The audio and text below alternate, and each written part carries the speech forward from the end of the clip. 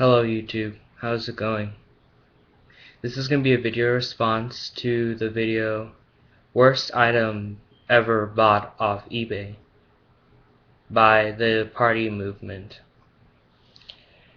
In his video he said he received a player that was really badly damaged. Well, on September the 19th, 2012, I purchased the same player that was shown in his video, the Sony MZ-G750. I have to say it's probably the best player that I've seen, and it works as the best player ever. It's a fairly small unit. I was actually quite surprised to see how small it was when I received it in the package. This display may be small, but I have to say it looks pretty good. So the color of the player is known as steel gray, or at least that's what I heard it was called. So how you start is the open button is here on the left side. You press it to open the player, and you insert one of these mini discs. There is a side on the player that says insert this end, so you know where to put it in. So turn it to where the arrow faces the arrow on the player. Just slide it in and close it. Hit the play button to start the player.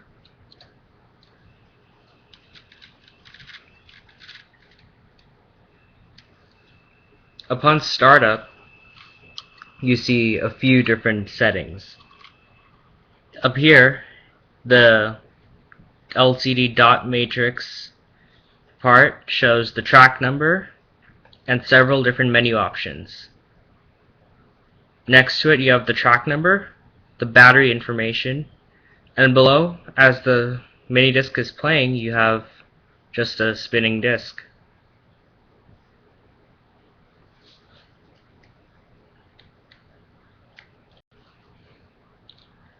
This is what the display looks like when it's playing. The enter button allows you to change different settings.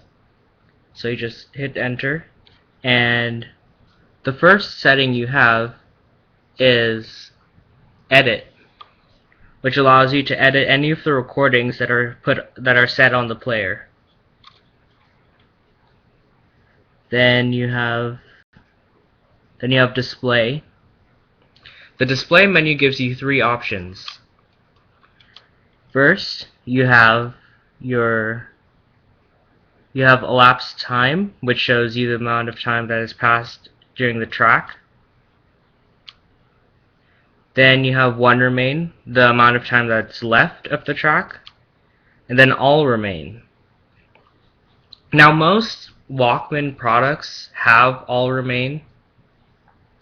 However, the difference in some of them is sometimes they will show you the amount of tracks that are left in the recording or on the disc, while some players will show you the time that's left of the entire disc and show you the total number of tracks, which was the case on my last CD player before I switched to this format. So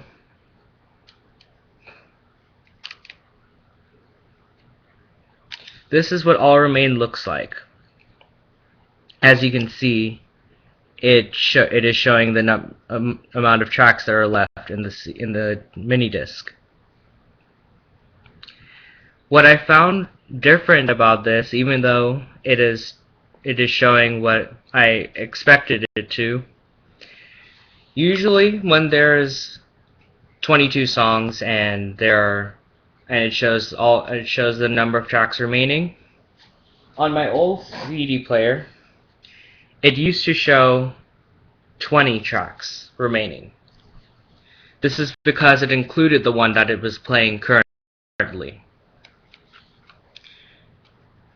Then you have the record button.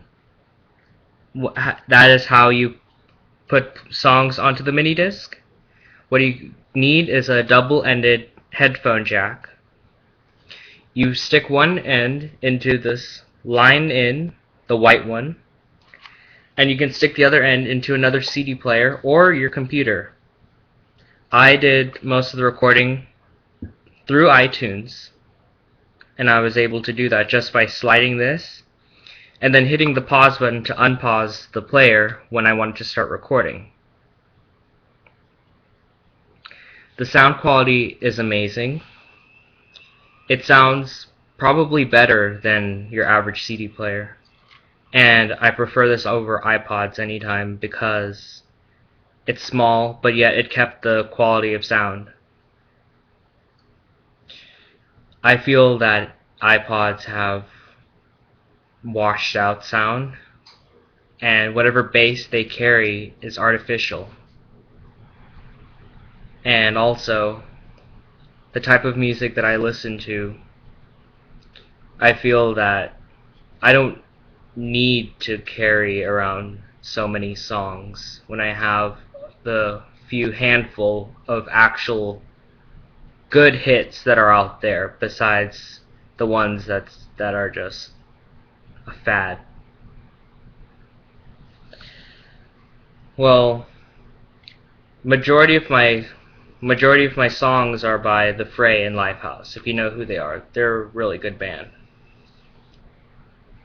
The T mark is to set tracks as you are recording, and when I did the recording, usually what it did was it would set the tracks for me as the song changed.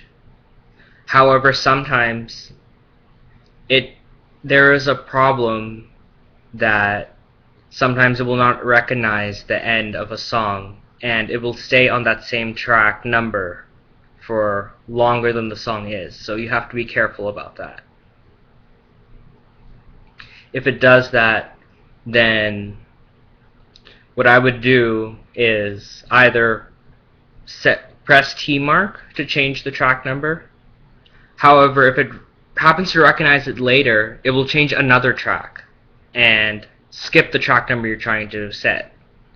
So to avoid that, I would go to wherever you're getting the sound from, like iTunes or your CD player, and I would change the next track quickly so that when it recognizes the next track, the track that you're supposed to be playing, you hit it and press play so that it does it right.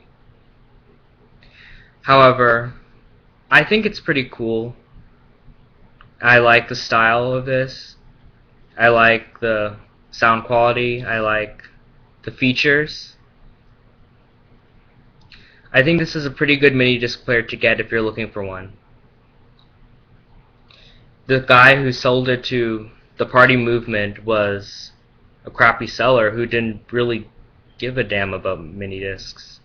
And I think it's sad that they've stopped making it because it's the perfect combination of portability and sound quality.